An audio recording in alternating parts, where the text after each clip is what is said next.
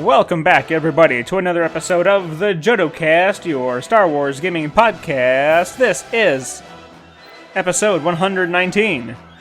My name is Evan Lewis. I am, of course, joined by Leo Andree.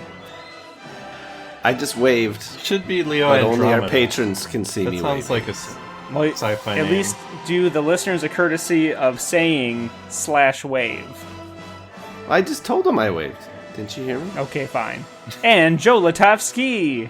Hi. Joe Latovstramata. No, that one doesn't work. No, it does not. Jolatov Cocktail. Skynet. Spynet? Dragnet. Skynet. Jolatov Lex.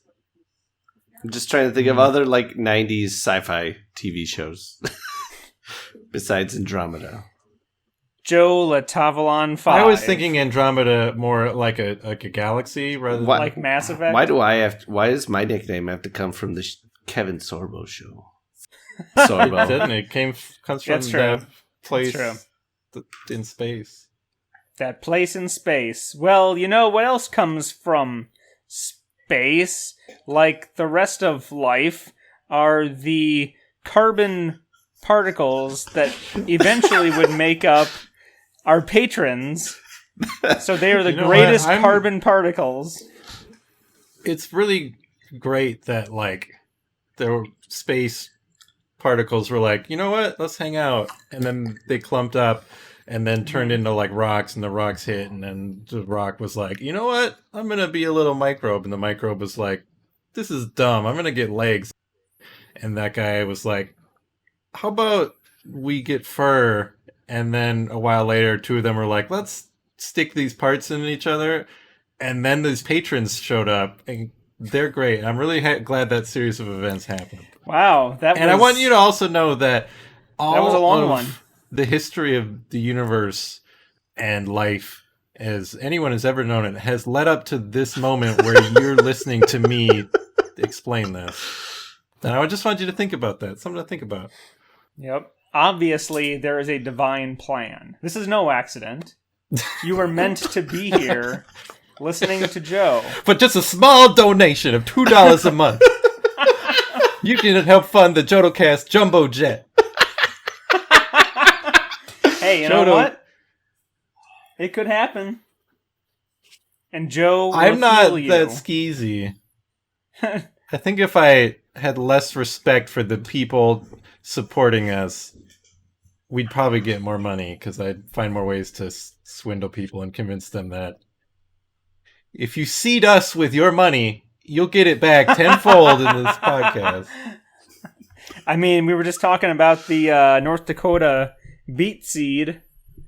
Maybe you can convince them to join in on your beet seed pyramid scheme. I don't know. Maybe we can... It's not a pyramid scheme. It's just straight up lying to people about what their money's doing. I don't know. Which I'm not interested in. We could start... I don't know. If you give us enough money as a patron, we will, intercede on your behalf with some kind of Star Wars deity. I don't know. Waru. He was sort of like a deity. Abeloth. Oh, yes. I put my vote in for favorite. just Yep. C-3PO. Yep, him too. Yeah, the more dollars you give, the more Star Wars we will. The more of the Star Wars pantheon we will put in a good word with. Right. For you. The more your graces, you'll get more graces. So, if you would like to learn more about how to get your Star Wars indulgence in every aspect of that word, you can go to patreon.com/thejodocast, and you can see all the amazing ways that you can help us. And it says things like get a sticker, or get some promo items, or get a miniature painted for you. But that's just code for save your immortal Star Wars soul. Because Patreon, they have rules, and we can't just straight up say these things. But you'll know. Or you can go to jodocast.com and find all the other ways you can interact with us besides putting your hand on the screen, and then Leo will touch your hand through the screen. But only on the Discord can you do that. And you don't have to be a patron to come to the Discord. You can just come to there first. There we go. Patrons can see the hand. The hand is reaching out to you right now. Ooh, I tell you what, one day I had nasty little fingernail, and then I touched the screen, and Leo reached out to me, and then all of a sudden, I didn't have any dirt in my fingernail anymore. It was a miracle. Now, that might not sound like much to you, but that dirt's been there since 1997. And I cried when it was clean. And I called my mom and I said, Special edition came out.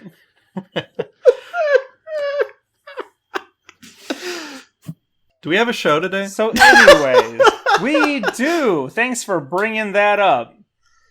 God dang it, boy. All right. So patrons, thanks a lot for this.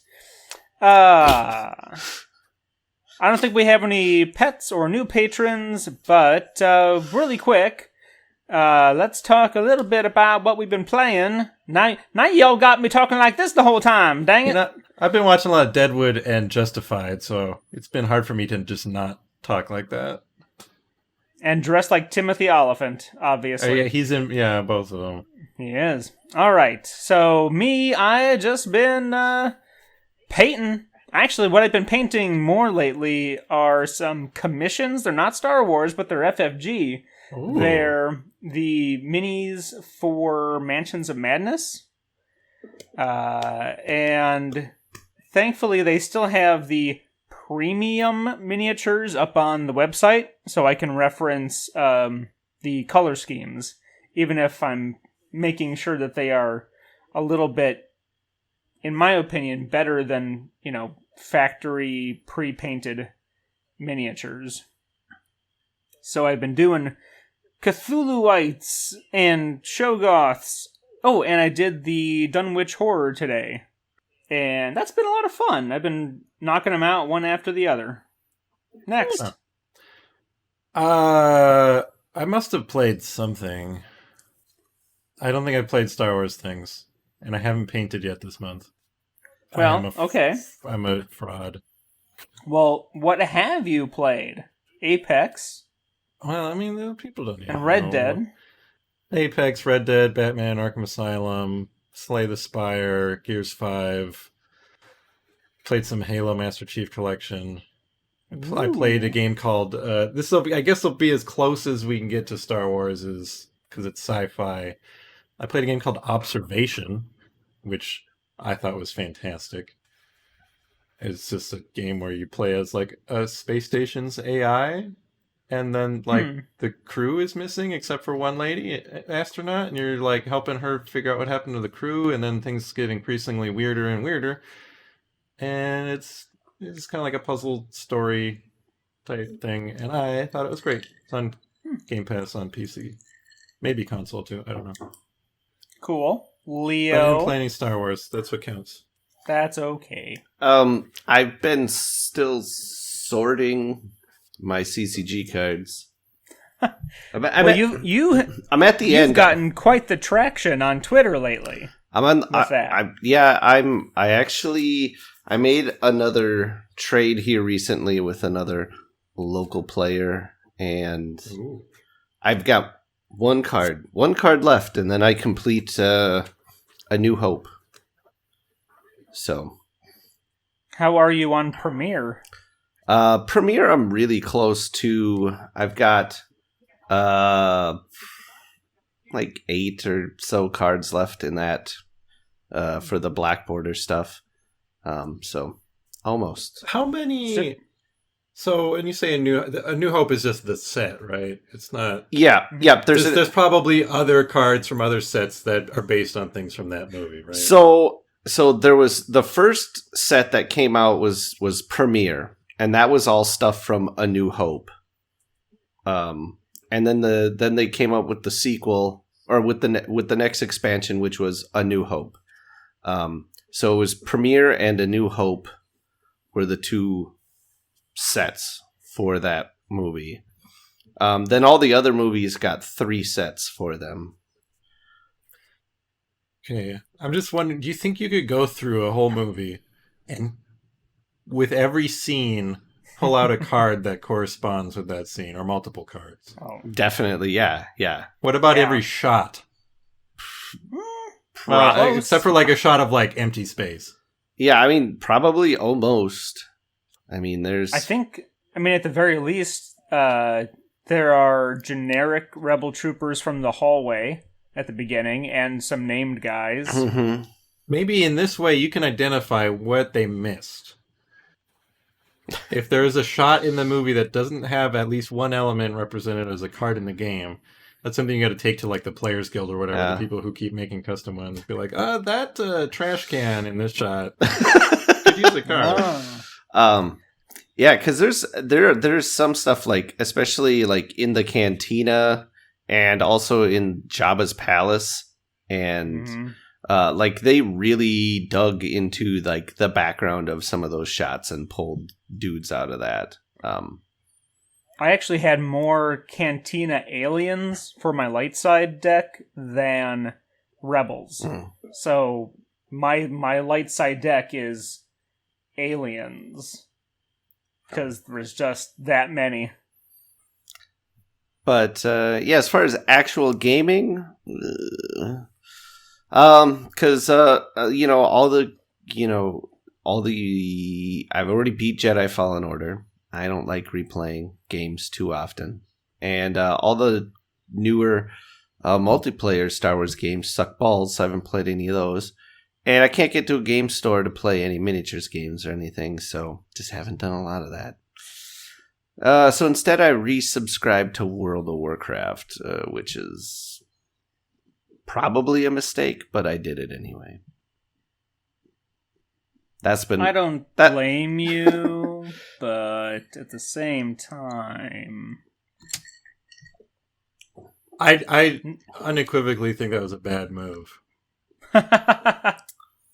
I've tried so many times to get back into that, and it's like, here's a free boost to level 100, and I'm like, okay, but I still can't dig it, because y'all don't do a single-player story for me.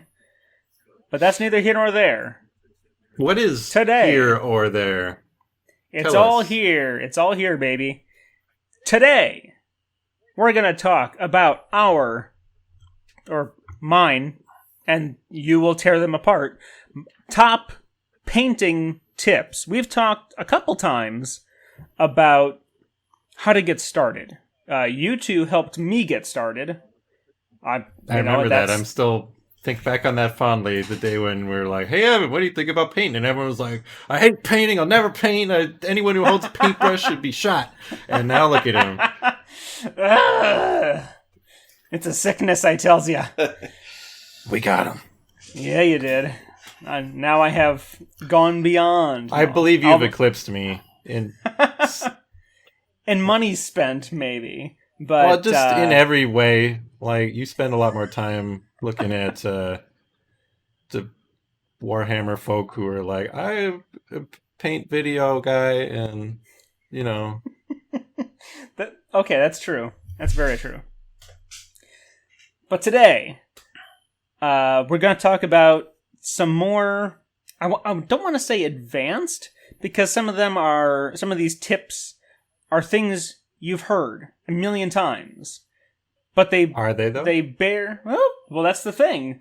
I am constantly surprised when I go on Reddit and I look at people who are like, "Hey, this is my first one.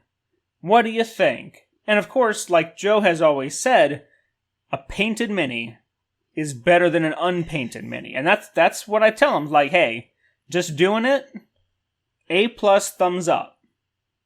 Let's keep at it.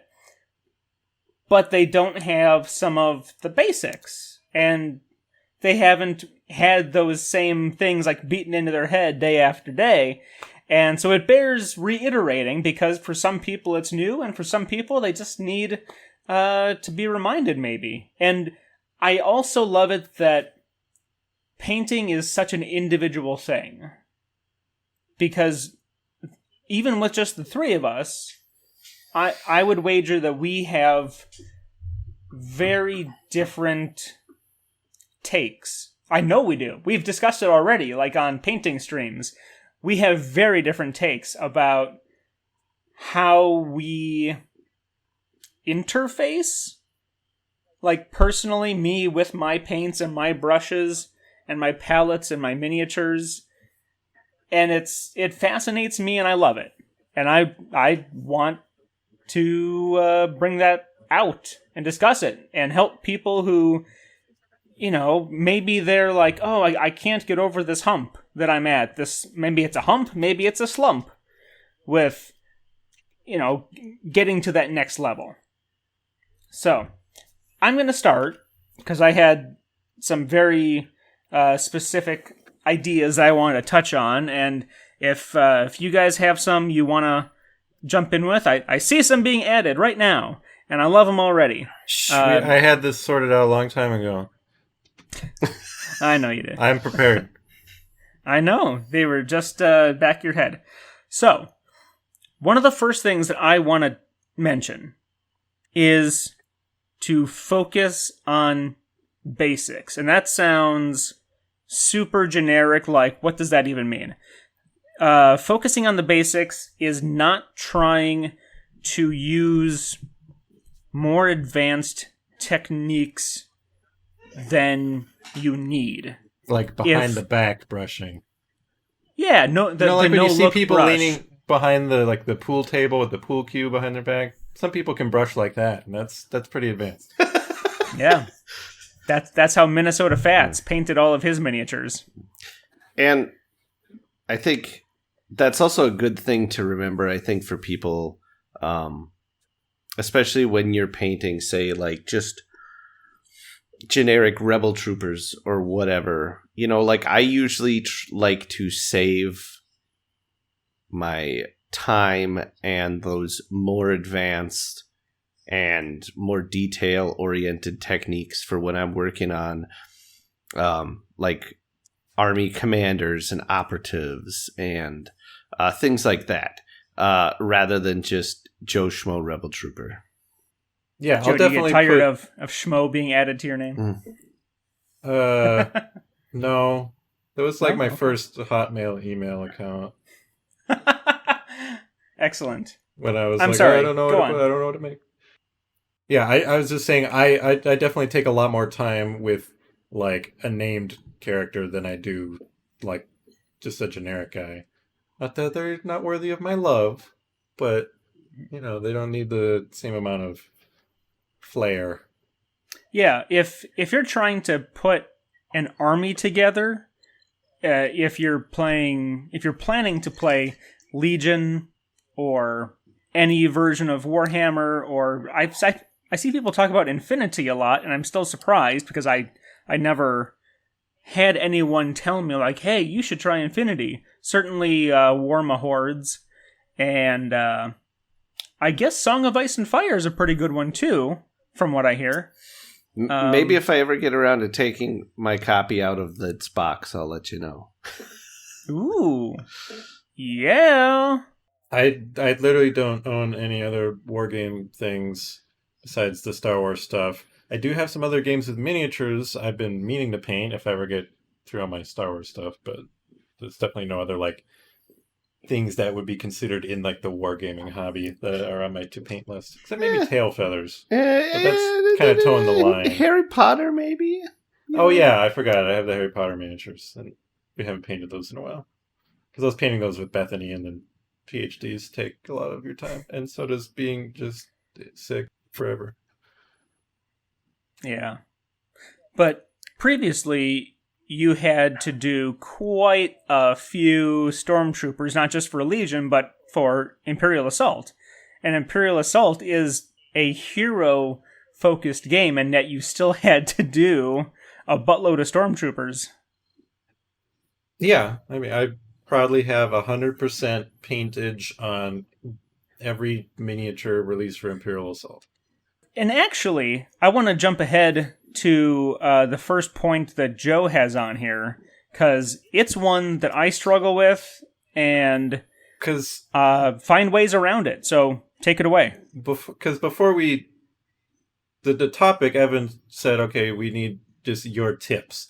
I'm like, well, I don't consider myself, like, good enough to, like, have, like, oh, here's my tips. But then I was thinking, okay, I have tips, and they're probably not, like, the ones anyone wants or needs, but here's my painting tips. If it's a human being, don't bother with the eyeballs. I don't touch the eyeballs. I'll paint them on, like, a Mon Calamari or on an alien species where they're sculpted in there. But for most humans, anytime I do it, they end up looking like googly eyes, and it looks perfectly fine to just... Because when I paint the face, I really enjoy painting human faces, just not the eyes. Paint the skin color and then put the wash on, and then when I'm highlighting the face, I don't touch the eye sockets where the wash went. So the eye sockets are always very dark, and from even kind of close, it doesn't matter or look weird that there aren't any, like, white parts in those eyeballs. People who do paint the eyes, I look at them, I'm like, wow, that looks really good. Some people paint the eyes, I'm like, that's why I don't, because they look a bit goofy now.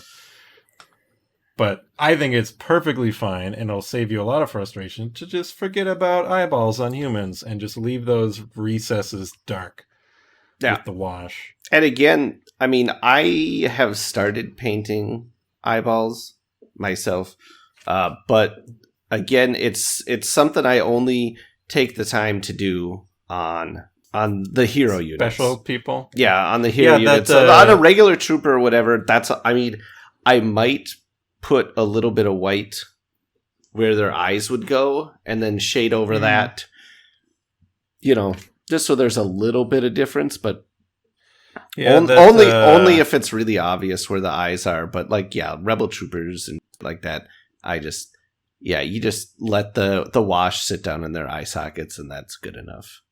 The Veers you painted for the June, or for May, I guess it was. In the June, if you look at the June video for the Jodo painting on our YouTube channel, you'll see Leo's Veers. The eyes look really good. But I don't mess with that. I always think of Metal Gear Solid on PlayStation, not the sequels, not the remakes, but the original Metal Gear Solid, where they had, like, shaded in eyes, because they just, they couldn't get the kind of detail necessary to make them not look like garbage. So they're, like, shaded in, and it works perfectly fine. Or just think of it like in Star Wars Rebels, where they didn't want to take the time or money to design and render all these different Imperial officers' faces, so they just have the caps, like, over all of their eyes. Hey, it worked. Well, let's see. Well, it was a little goofy. It was obvious, but it was. Let's see here. So don't ever let anyone tell you got to paint the eyeballs. Unless it's like an alien, and usually on the aliens they're sculpted, like the really alien looking aliens, like a Twi'lek. If it's got a human face, same story. Now I will say, and this is just really quick, we'll get on to another one. I did the Cthulhu Star Spawn today, and of course that's a much bigger model. It's got very sculpted eyes, so the whole rest of him was like green spray, black wash, green dry brush, but then I got to spend that extra time putting a red in the entirety of the eyeball, and then even just like the middle of it was raised, and I put some fire lizard or lava something or other just on the raised edges.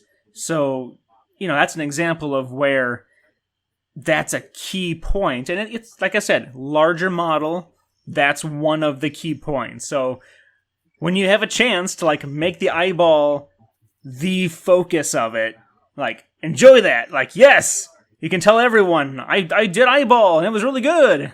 Yeah, I have on one of my Ithorian models, you painted in there and put a little white speck to, like, you just throw a white dot on any sort of shiny thing, and it looks better because it's got a reflection. Yeah. Oh, and all the Moncals. Moncals have great eyes.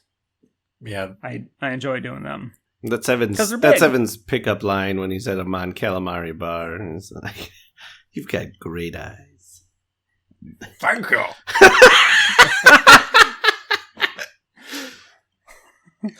You should see Princely Char's eyes. Let's see here. Okay, here's one that I definitely want to talk about. Mixing your paints. Because I don't know if we call him friend. I guess we could call him friend. Someone that we certainly have sat at the feet of and learned is Sarastro. He is a big proponent of mixing. I have gotten a lot of my techniques from the Citadel system, which eschews mixing because they want it to present a certain way. Oh, and they also want you to buy the color instead of letting you mix into that color. But here's the thing about mixing, and this is why we're having this discussion, because we've got the differing viewpoints. When you're mixing, if you're doing an individual character, mixing is fine. But if you're trying to use that same color across a number of models, you could run into an issue of inconsistency. Yeah. So my point was going to be, if you mix, pre-mix, figure out your recipe, and use either a jar or a squirt bottle that you've emptied out, or if you've bought some, and some of the BBs or the mixing balls, and if you can, you can get some of the mixing medium. Use those tools to pre-mix your paint. That way, you're going to have consistency across a swath of models. Yeah, I mean, if you're doing a custom color across like a whole army and you want them to look the same, at the same time though, I mean, I think 9 times out of 10, as long as you're like, okay, I'm doing like, I guess it depends on how complex of a mix you're doing too. Right. I mean, if you're just so like, okay, mine is 50% this color, 50% this color. I mean, especially if the color's coming from a dropper bottle already, it's pretty easy to consistently get like a 50-50 mix or whatever, out of a dropper bottle. I mix a lot when I paint stuff, especially if I'm trying to match a color from like a source material. And I don't use dropper bottles. I just have all the Citadel stuff. If you're watching the video, you can see my new rack. So I just take a showing off his rack on our video stream. It's a glorious rack. Get to check out my rack. We're those kind of streamers now. Oh no! I just take a brush and I go, okay, one of these, and I wash it out, and then I go, okay, 3 of these, and then I just remember, okay, this is, 1 part this, 1 scoop of this, 3 scoops of that, and I usually get through all the figures I paint, and I don't ever have to like remix it again until I do the highlights, at which point it doesn't have to 100% match because it's going to be getting lightened in steps anyways. Even then, it seems easy enough to like, if I had to do that same mix 5 times, and sometimes I do throw in 3 or 4 colors in a thing because sometimes I'm like, that's not quite right. Let's see what happens if I throw this in. That's not quite right. Let's throw a little bit of this in. And usually I can make it work. Sometimes I'm like, well, I just wasted a lot of paint because now I can't use any of this. But it's never been hard for me to when I mix. It's never been hard for me to like replicate a thing, and even if it's not 100% the same, it's probably like 90% the same, and it's really going to be nearly impossible to tell anyways, especially like I said, I'm going to put it on, then I'm going to throw a wash on it, then I'm going to make that mix again if I still have some, and then put that on. But then I'm going to lighten it and lighten it and lighten it. So there's never going to be that solid color on there anywhere anyway. So I've never felt the need to like worry about making mixes, or I think mixing paints is fun and trying to like hit that color that you're looking for. But I've never felt the need to like preserve it. But again, usually I start and finish a project in one sitting, usually. Personally, I think if you're going to mix a color and want it saved for a period of time, I mean a day or two, not like a long period, I generally, if I'm mixing colors, that's when I pull up my wet palette.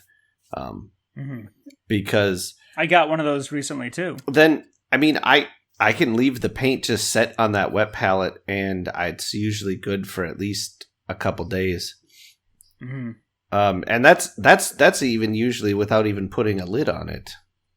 I mean, if I put a lid on, it could last even longer. Although after a few days in the wet palette, the paint starts to like separate and stuff, and it gets weird.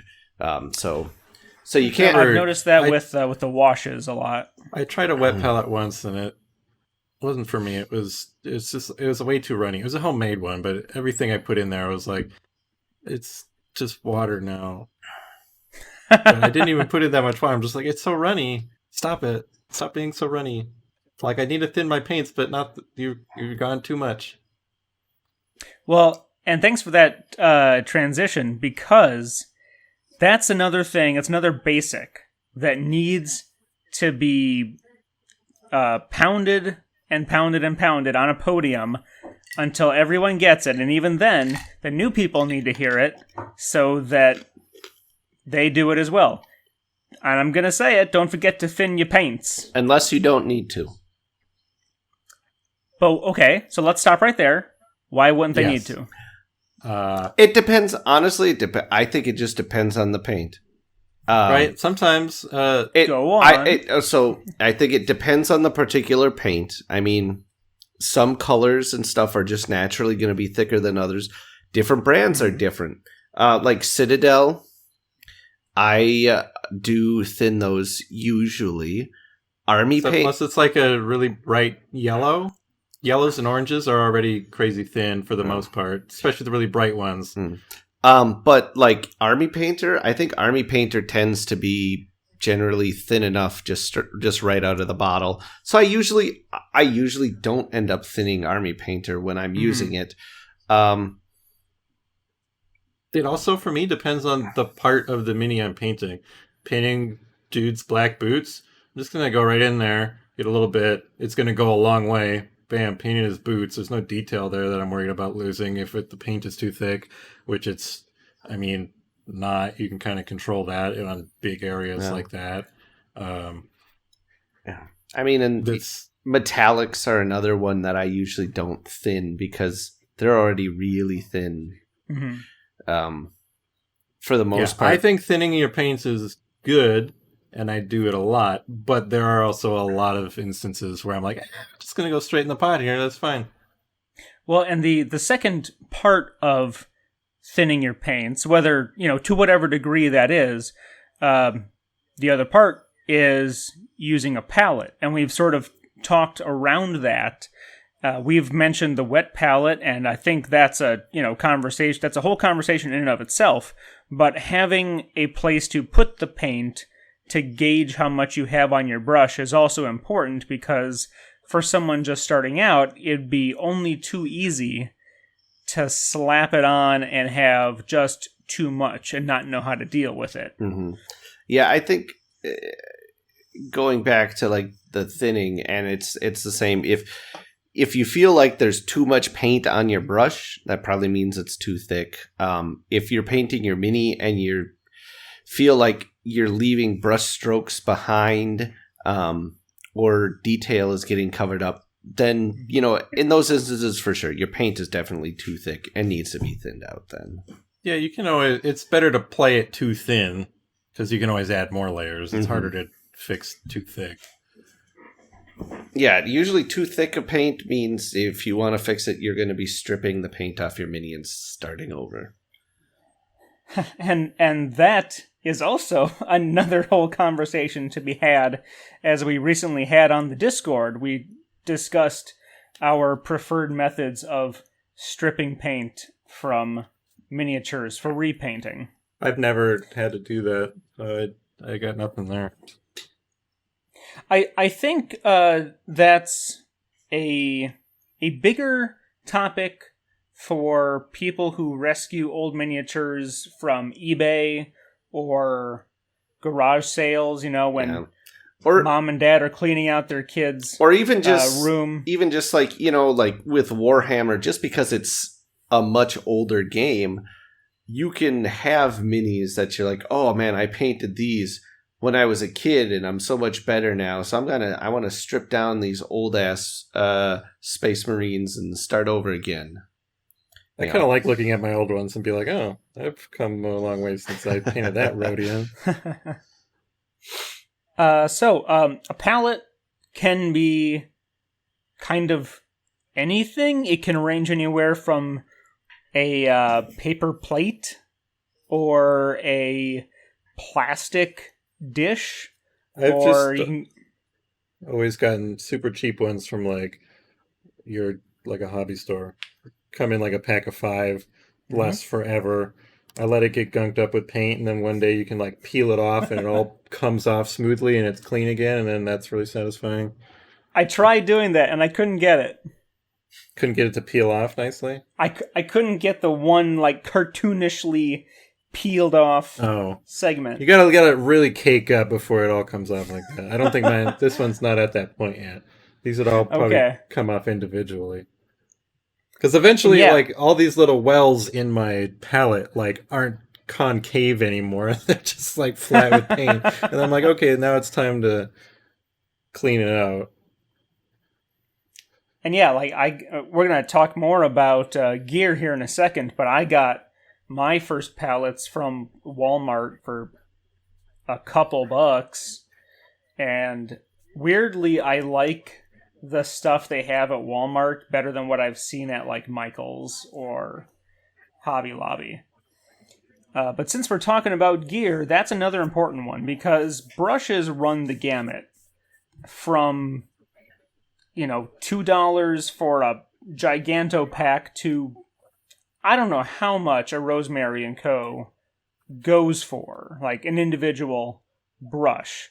But I would say you want to have, eventually, starting out, buy garbage brushes, but you'll eventually want to have a few good brushes that hold their tip that you take care of, but you always want to have garbage brushes that you can beat up and use for, stippling, stippling, whatever, and stabbling and spreading goop and gunking up and dry brushing. I think my dry brushes are my oldest still serviceable brushes because they never stop being useful. Right. Yeah, I have most of my. I never throw away any brushes either, so I just have a bunch of them that are just sitting there, and most of them probably aren't even useful because they're so like gunked up. But I like to have 1 or 2 really fine point brushes for when I need to do some really fine freehanding or things like that. I try and take care of those, but I found that in the rest of my life with brushes, I just suck at keeping them maintained, and I'm like, oh, okay, I'm just gonna go buy another nice army painter brush, which is nice and it's fun, and then I fucked it up again. Guess I better just buy another one. I even bought like the brush cleaner, and I have this I don't know where I put it. I had this like thing that was supposed to suspend your brushes tip down over like a little basin of it had like a little spring that you would wedge them into, over like you could put the cleaner in the bottom so they sit there and soak in the cleaner, and it was too tall for all my brushes, so they wouldn't even like reach the thing. And then like I have like the Maker's whatever with the like Masters. Yeah, the Masters brush cleaner, I used to do that. It never seemed to make a much of a difference. I don't know. I got sick of trying to maintain and clean my brushes. And then one day, unprompted, Bethany bought me... Let me find the brand. I'm almost out. It's called One Happy Choice, 50 pieces paintbrush value pack. Probably just on Amazon. There's 50 brushes that are fine. Mhm. They start with a decent enough tip. And so I've just been going to town on these guys. I've only got 5 unused ones left. It's not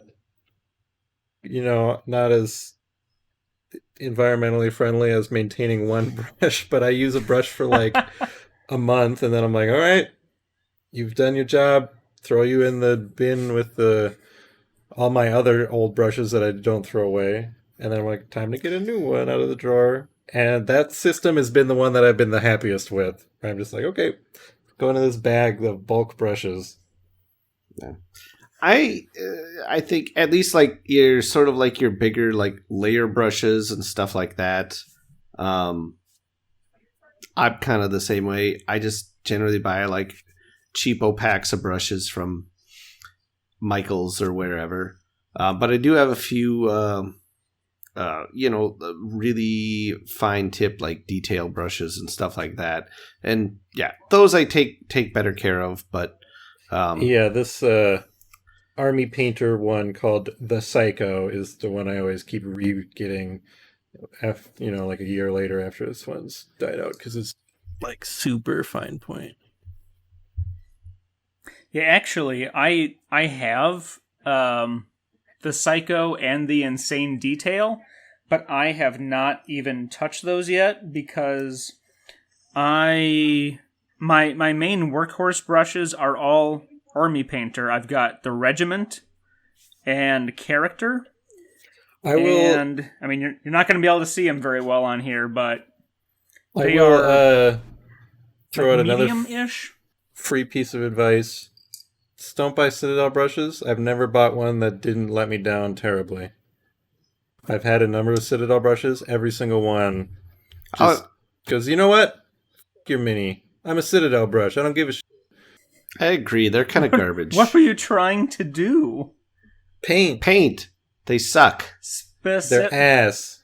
They don't hold their tips at all. No. Well, that's why these bulk ones from Amazon hold their tips better. They're like 50 for like $5. And then you throw them away at the end of a month. Well, I don't throw them away. They just sit in the jar where I don't use them anymore. Okay. Yeah, probably, this is my overstuffed paint. Probably tip down. Yeah, well, if Citadel brushes last like more than a couple painting sessions, I'm real surprised. So I have this one, my dry brush from Citadel. Can go in the garbage right next to the Citadel mold line tool. Whatever. You're welcome. I think there is a spectrum of painters where Evan is on one end and Leo and I are somewhere on the other end, probably not as extreme, where they're very particular about the tools and what's necessary. Right? I feel like you sounded a bit taken offense when Leo called out the mold line tool, whatever that thing is. I don't know what that is. It's an extremely good tool that prevents you from slicing your hand open, as Leo is wont to do. It also Leo does cut himself all the time. It does also prevent you from removing mold lines, so that's... I don't know how you're using it. Are you using the blunt end? Are you using the handle? Are you holding it by the blade? Is it just like the child safety scissors version of an X-Acto knife? Because I just use an X-Acto knife to get rid of mold lines. Yeah, it's just a lump of metal. I mean, it has a flat edge on one side and a curved edge on the other, so you can hit the contours better. And it takes mold lines off. And you're not going to slice your hand open. And it's also risk... This is funny because Leo remember, like every other day when he's cutting mold lines, he goes, guys, I stabbed the X-Acto through my face again. Whereas I've never had a problem with getting off mold lines or stabbing myself, so I'm fine with the X-Acto. But And I don't like that the tip is so big on the mold line tool. I feel like you can't get into details. Where are you Like, trying to get to? The places where the mold lines are. If you can't see them, or they're that difficult to get to, you probably don't need to do it. now we're in a different spectrum where how much people care about their mold lines. I give it a once over. If nothing stands out to me, I'm like, all right, that's good. Some Yeah. people got to scour every single piece of their miniature looking for the mold lines. I will say, looking at the pictures of your minis, I definitely care more about the mold lines than you do, Joe. Hey, if I don't see them, it doesn't matter. That's right. See, and but me, I was going to say... I end up cleaning mold lines up after I prime a lot of times too. Like I'll clean up my Sometimes they mold stand lines, out more. I'll assemble, and then I'll prime, and then you can see what you missed even better. I'm like, That's true. But yeah, especially if you prime in white, they seem to stand out a little bit better. But So you were gonna say, Evan? I was gonna say that the one Citadel brush that I purchased last year, and it is still working great, is the medium shade brush that I bought specifically for use with contrast. And of course I use it for shades also, but I do make sure to keep it clean, and it has a very long bristle on it, so it's much easier to keep paint out of the ferrule. So it's a very big brush, but I think it works great, and because it has a slightly higher quality brush head than like the Walmart ones, like again, that are still lasting me.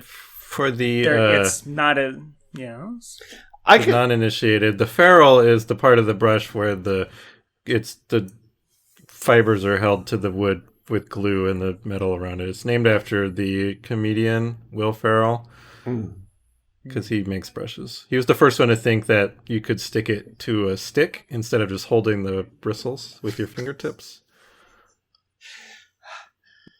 What would we Correct. do without William Ferrell?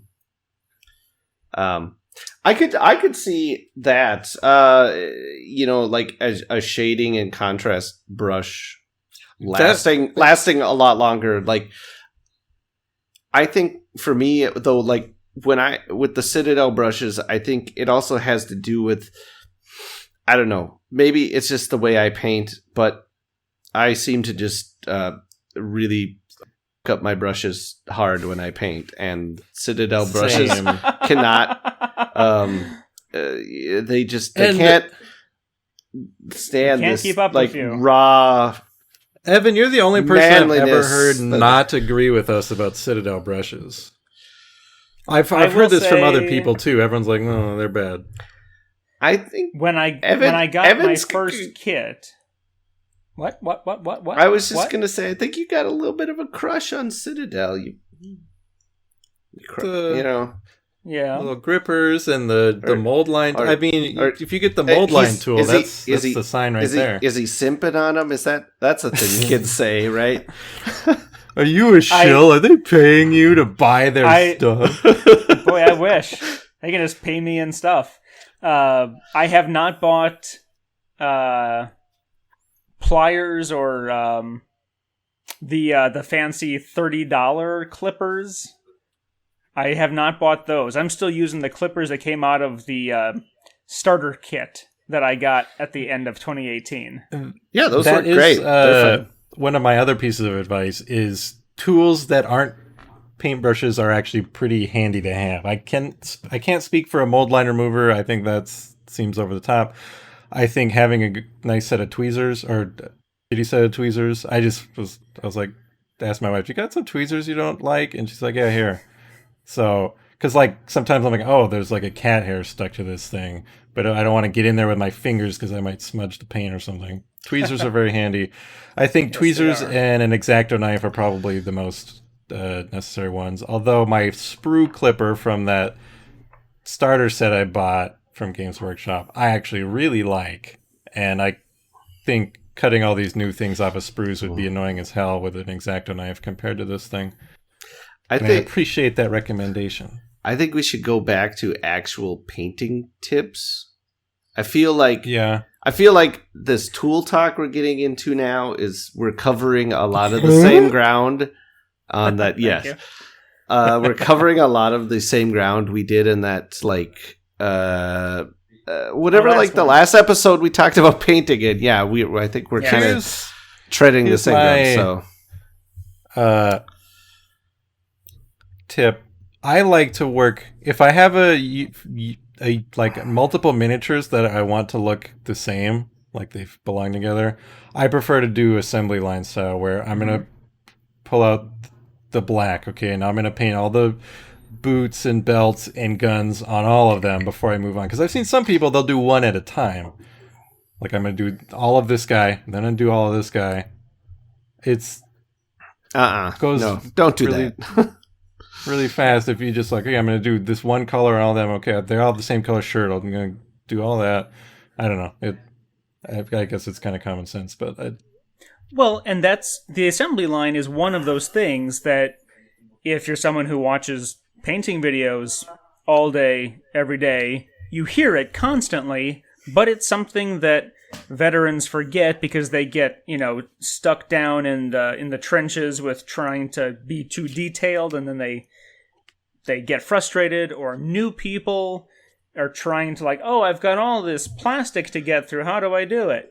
The assembly line is one of those magical concepts that helps everyone, and it needs to be reiterated. also I don't think you don't need to try and be detailed. I don't think any effort into being detailed or precise needs to happen until you're almost done and you're adding like some finishing bits and highlighting and stuff. Before then, you just go.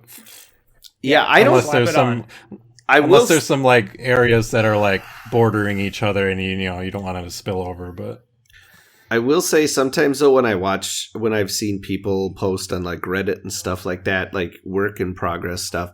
I mean, and these are people who are like amazing painters too, but they are working like they don't do like a color at a time or whatever. They're doing like a section of the mini at the time, like they'll get like the arm completely done or whatever, and it looks like an amazing highlights and shadows and everything on it, and then but then the rest of the mini is all just like primed, and you're like, that's weird. It just seems like a strange way to work to me, but It is. some people do it that way, I guess. I don't know. Well, and the other thing that, I mean, if those people manage it, that's fantastic. But again, consistency is going to be hard to replicate. Well, and you're theoretically, if you do it that way. And you're in a different situation also, I think, when you're painting like one hyper detailed mini versus like an army of a bunch of dudes, Mm-hmm. Yeah. When you've got a whole army of dudes, assembly line's the way to go. My only Absolutely. other tip is, and I've probably mentioned it a lot of times before. I find it very helpful and really helpful with Star Wars stuff because that's all I paint. Is if you're trying to match colors to like if you're not gonna try and do your own thing and you want to match colors, just find an action figure of that and use that as a base because they tend to have simplified, blocked out color patterns, and that's usually a good place to start, especially if you're like, is this guy like dark blue or is he dark green? You just look at the action figure. Even sometimes they're not accurate. It still gets the gist across because sometimes people are more familiar with how the action figure looks than the character in the movie or something. I like looking at action figures to see how I should color match. And sometimes action figures are oh, this action figure there's 5 different ones of the same character and they all slightly different colors. Well, that means you shouldn't have to care that much because the people making the action figures don't either. Leo, do you have a preferred color match? Is the only thing I can think of. Do you have a go-to when you want to find the right scheme? Or does it just depend? It depends. Like, if it's something Imperial, I always check the 501st costume reference library. Yeah. If it's something from one of the animated shows, there's almost always like a concept art page that has the character like, you know, Vitruvian Man spread out with like accurate references for all the colors and things like that. Mm-hmm. But yeah, I think the 501st costume references are great for Imperial stuff. I don't know if they've got similar things for like the 501st. For the First Order type stuff yet or not. Maybe they do. I haven't really dug into it that much. And They've got a lot of clone clone armor and stuff too. So if you're painting up Republic, that's another good resource. So is just firing up Battlefront 2 and looking at right, like the different clone armor skins in there. It's literally helps the me a only lot. thing the game is good for. Also, it's really good for finding the rear view. A lot of times when you're Googling different characters or units or whatever, it's really hard to find a picture of how they look from behind. Like, what is this color on their backpack or on their belt or whatever? Mm-hmm. I find myself lately not caring about that sort of thing because a lot of my guys are more original colors. But some things, like if it's a creature, I'm usually not going to stray with I don't know. I still have to look up references for a lot of things, but a lot of things I'm just like, that's going to be brown. Thank you very much. So, I mean, that's one that I didn't have on here, but it's an important one to point out. Like, you can paint it however you want. I'm one of those people that tries to get it as close and as accurate to 100% as I can, within reason, but being creative and having it be your own is a big step. It's a big deal. It's very personal. Well, that's what my Legion stuff is all kind of in the realm of, okay, this would exist, and when these unique characters are coming to my team, they're just like been given a different set of clothing. I'm not gonna like change anybody's hair color or things like that, but they're gonna have a different outfit. Like Han Solo, I just made his jacket different. Everything underneath is the same. It's like he's like, well, I'll wear this other jacket. Like Sabine, of course she'll have different color armor. It's like this is what they wear when they work with my people. Like my General Grievous there's nothing custom about him at all because his outfit would never change. Dooku, I put him in some like red stuff. That's kind of how and that's what I like about the Rebels too. Is because Dooku always he wears the same clothes every day. He's just got a whole closet full of the exact same outfit. He's got pajamas, and he's got Sith Ritual. I gave him some red because I thought you would look good in red and gray. But that's why I picked Rebels initially too, because I'm like, well, I can paint them however I want, and they'll still fit like in universe. Not that you need to fit them in universe, but I think that's fun because I try and do a lot of custom stuff with my characters, but I still like to somehow think that it fits within my little Legion universe.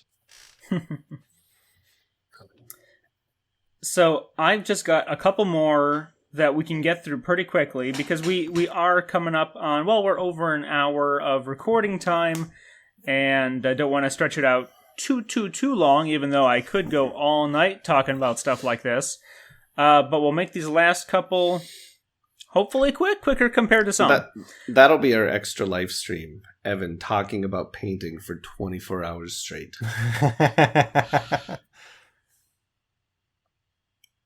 We could do it. All right, so we'll make them quick. Edge highlighting. When I started, I tried, but I would always gunk it up and have like big smears across the edges where I tried to highlight. But after saying, nope, screw that, not going to do it, and then being like, oh, but I really should, and grudgingly doing it, and then just practice, now for special characters, not necessarily for, cannon fodder, but when you want that one character to pop, when you want to get the edge highlighting on Darth Vader's armor to look really good, I think edge highlighting is worth it. And again, this might be why are we even talking about this? But I've seen where it's definitely a conversation point, like what's the value of it? And now I ask the two of you how you feel about edge highlighting. I think it's good to a point. I think it's easy to go overboard with edge highlighting. Mm-hmm. I think especially with, I guess in my mind, Legion has a realistic, quote unquote, aesthetic, mm-hmm. So I do edge highlight, especially on like armor and things like that sometimes, but I don't like to do it too much. I don't like to do it to the extent like you often see on, like a Space Marine in 40K, because I think, mm-hmm. It looks cool. It also gives your mini a bit more of a cartoony look to it. And personally, that's not the look I want for my Legion army. So that phrase only ever comes into my head when I'm painting. If I'm painting something like a vehicle or something mechanical that has a lot of flat surfaces and hard edges. Other stuff, I just do highlighting, where I'm just highlighting the layering parts I think the light is going to hit more. Right. I guess I don't really do edge highlighting unless it's, there's like a distinct ridge somewhere. I'm like, oh, okay, I'll hit that. Or if it's something, mechanical, like a vehicle. Well, yeah. There's got to be an edge for you to do edge highlighting. But I never go on all my guys. I'm like, okay, I'm going to go down all this. Sometimes it's nice to, I don't know. I guess I don't go do it very much. I don't ever think about it.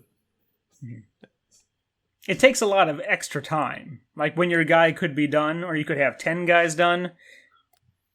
It's definitely the extra mile. It's kind of like the extra. I'll always do miles. Like if someone's like the inside of their jacket or the edge of their cape, I'm like, well, I'm gonna just hit that the whole way down. Mm-hmm. Like, is that if you call that edge highlighting, then I guess I sort of that is. On parts. It's just part of my highlighting process. Yeah, but it's usually, that tends to be like your most extreme highlight is where you go right on the edge there, usually, so.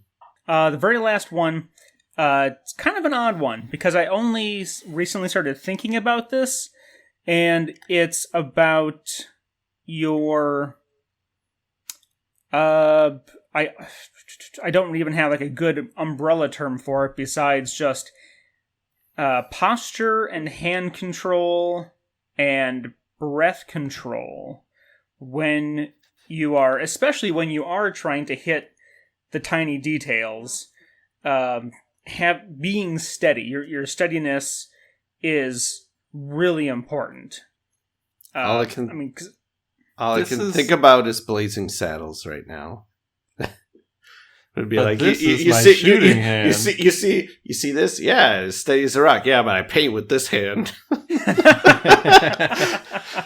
This is how I know that you've definitely far and beyond exceeded my painting hobbyist levels, because obviously, you've got to consider that. I'm just like, okay, well, I'm going to just kind of rest my forearms or my wrists on my desk if I have to. And that's kind of about how far my thinking goes. Yeah. Maybe I'm just so natural at it. It just works out and I've never had to put thought into it. There you go. I think the most important thing to giving you better hand control when you're painting is actually some kind of handle for your mini, like not just holding onto the mini with your bare hands or whatever as you paint, but having some kind of handle, whether you use one of those fancy Citadel handles, or which are nice. They're a really good way to hold the mini up until you want to paint the ring around the base. Right. Yeah, that's true. But I think, especially if you're doing like assembly line, what I do is I've got a whole bunch of just like old empty bottles of craft paint from old craft paint, and then I just use poster tack, and then I just stick all the minis on those, and then I've got a whole thing of them, and it gives you've got something more substantial for your hand to hold on to. And it's easier to kind of maneuver the mini around, I think, when you're holding this handle. Yeah, you can even just use pots of, Citadel paint. Or yeah, whatever. yeah. I used to, whatever. As long as you've got something. I mean, people use wine corks or really anything. I think you say wine bottles, just holding the whole thing. Yeah, you can maximum control. The bigger the handle. Yeah. Yeah, Evan bought me the Citadel handles for Christmas, and I think they're really nice. Before that, I just used old testers paint jar. But I don't know what jars, I guess they would be called, because they're made of glass and have a little metal lid on them.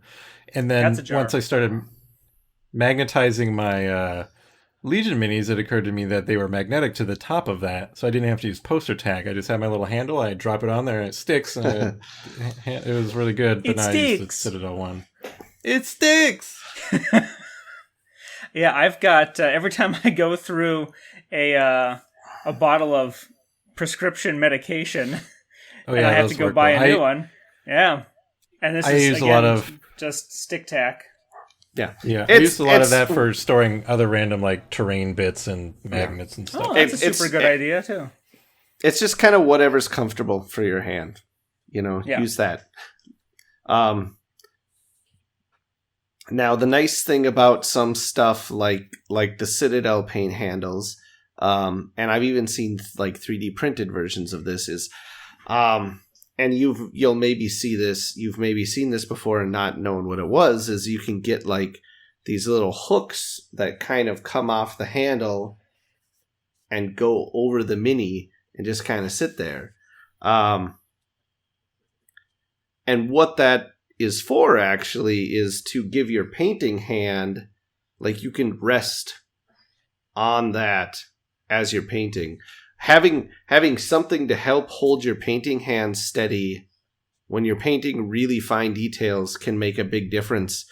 Like, I don't have one of those hooks, so what I end up doing a lot is like I've got my hand on the handle, and I'll just kind of stick out my index finger and then rest my painting hand on the index finger as just like something to give my painting hands more stability when I'm painting a very, a very small detail, like the eyes or something like that. I usually just go all hunchback and really plant my forearms on the edge of my desk, closer to my wrist. Well, so and they're not moving. That's certainly, you're stabilizing your arms. You're not like stabilize. If you have your out, sir. If you have your elbows up on the painting table, but your wrists are flopping around in the air, you're not going to be very stable. Even though your elbows are sitting, your wrists are not going to have that stability. So, yeah, the fact that you've got your wrists closer to the stable point against the table, that works. And Leo uses his finger to stabilize his hand. And I find myself doing that a couple ways. If I'm doing like really intense edge highlighting, and it does get intense, I'll be like edging so intensely. I'll tuck my arms like tight to my body and have the handle like smack up against me, and I Against just your have bosom like as if it were your no. child. Yes, I hold the baby against my chest.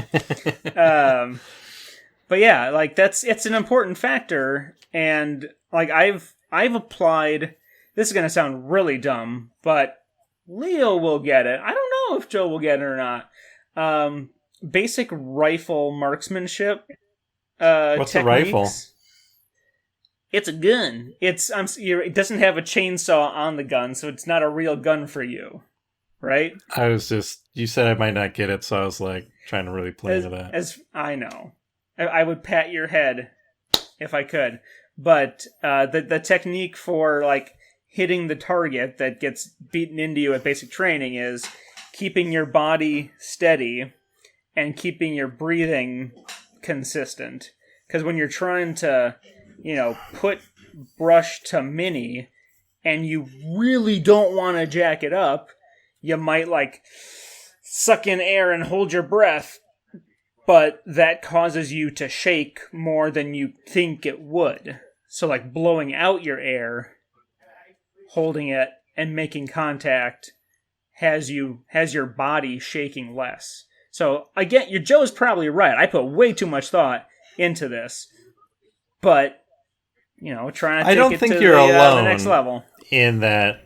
Not saying that the other people also haven't put too much thought into it, but I'm pretty sure a lot of people have been there, because that's a big issue for a lot of people.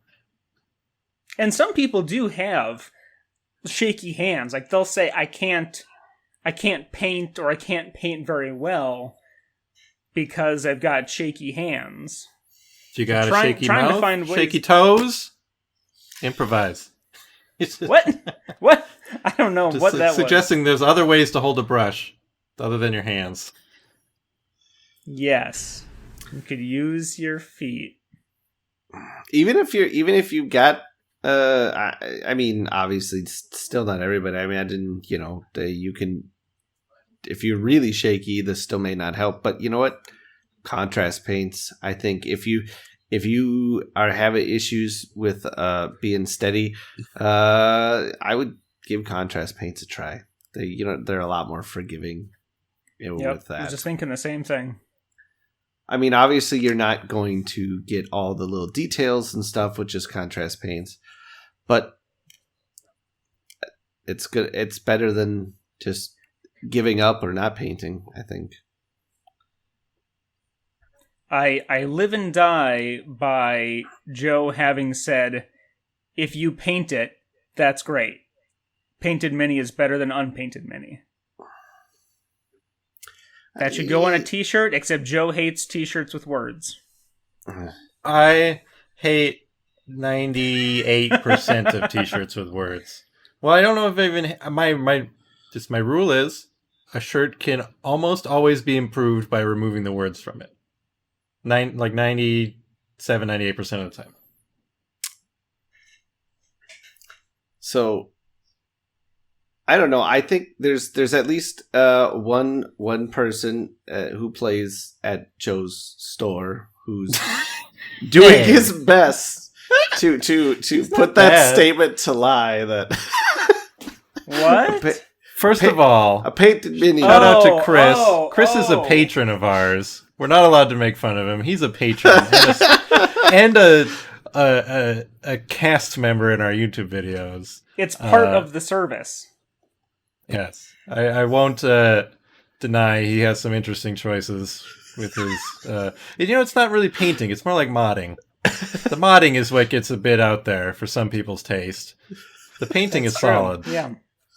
Okay, I'm actually pretty much on board with everything except those B2 droids. Yeah, that was.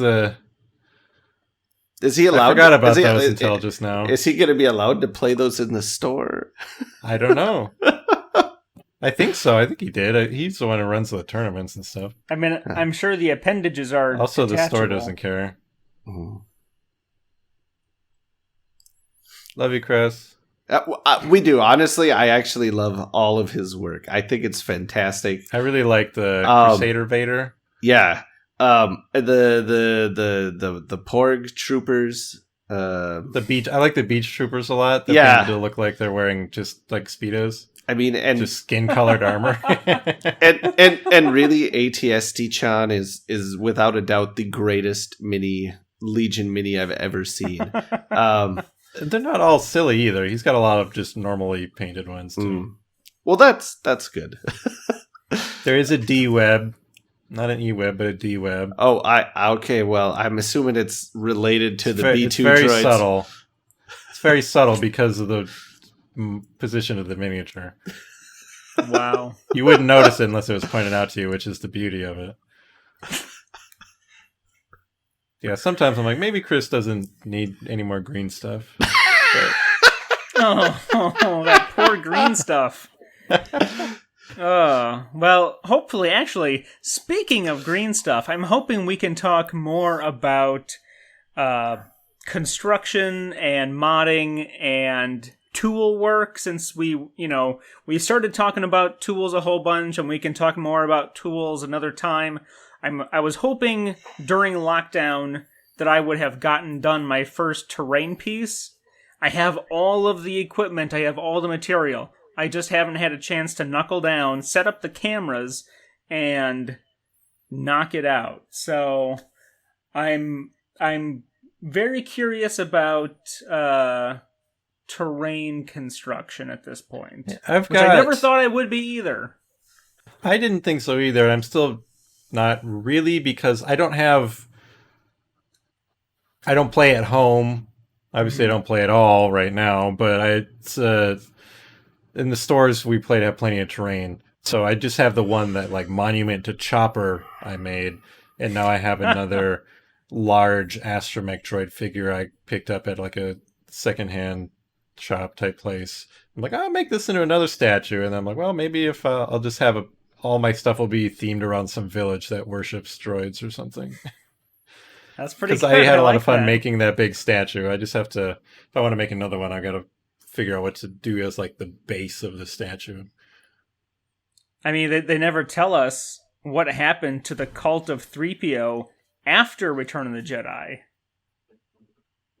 That would be a great story if you found out that like the Ewoks, who most of them didn't, but some of them who chose to leave, where it started like evangelizing, and now there's like whole sectors of Coruscant that like worship 3PO or something. Probably unlikely, because most people are pretty aware of what a protocol droid is, but yeah, I don't know. Or they went out into the galaxy and then they saw like all these other protocol droids. or do you think maybe like during the celebration at the end of the movie, like where all the rebels are down on the moon, they had to have brought droids with them too, right? And like and then the Ewoks see all these other droids and they're like, "What the 3PO?" But he might be the only golden one. Maybe the gold had something to do with it. Maybe. But then again, there's probably some. Then one day like he the shows most up with religious... the red arm, and they're like, "Who the fuck is this guy?" There's probably the most religiously devout Ewok, and then the day the Lord comes down to them, and then a couple days later they find out that it's a fraud, and his worldview is shattered, and he gets addicted to spice or something. Spice. I want that story. Whenever they get around to doing the from a certain point of view for Return of the Jedi, I want this. The story of the Ewok who finds out that God's not real. God's not gold. Spends all his money on spice and betting on kick the sack matches. Drop the sack. Drop the sack. Yeah, that's. I'm picturing that gif of Elmo like looking at just like face down in a pile of white powder, but as an Ewok. Oh no. Oh my goodness. All right. Well, I really do hope that these tips, this conversation was, if nothing else, interesting and gave veteran painters something to chew on, and I hope that there's some new painters who are like, you know what? If these jokers can do it, I can do it. So, Paint more mains. unless you have any other thoughts. I think it should be worth plugging again that on YouTube we have a community painting dealio called the Jodo of Painting, where every month Evan goes, hey, you should paint some stuff following this broad theme, and then you paint it, and then we show it off to everybody. And the next month we do it again, and if you do it, you get stickers in the mail. And it's fun, and it's been what's helping me keep up with my painting over isolation. So check it out on YouTube, because I like it, and it's a fun way to have us all paint together, sort of. Also, don't forget to check out the painting channel on our Discord, which is also a great place to bounce ideas off people and share your work. And whenever you post what you painted, we all go, ooh, ooh. It's my favorite channel on the Citadel. All right. Well, thank you, Leo. Thank you, Joe. Thank you, Patron, joining us in chat. I don't know if you said anything, because I wasn't. Oh, you're welcome. You're so very welcome. And thank you, listeners. Tell your friends about us. That's the most important thing. Tell your friends. And we will talk to you later. Goodbye.